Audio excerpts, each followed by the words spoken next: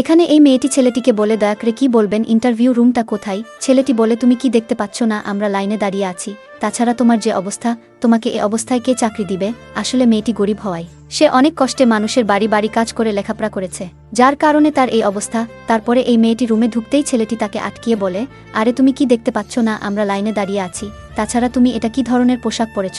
তারা তোমার এই গরম চেহারা দেখে চাকরি দিবে না। তোমার কি ভালো রেজাল্ট আছে? যাও লাইনে দাঁড়াও। তখন গরিব মেয়েটি বলে, বোন, আমাদের ইন্টারভিউটা জরুরি, তাই গ্যাঞ্জাম করো না।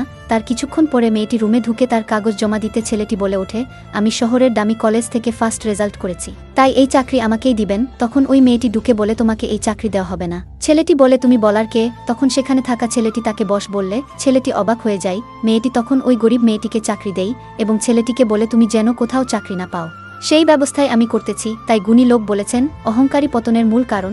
ভিডিওটি ভালো লাগলে চ্যানেলটি সাবস্ক্রাইব করে পাশেই থাকুন। ধন্যবাদ।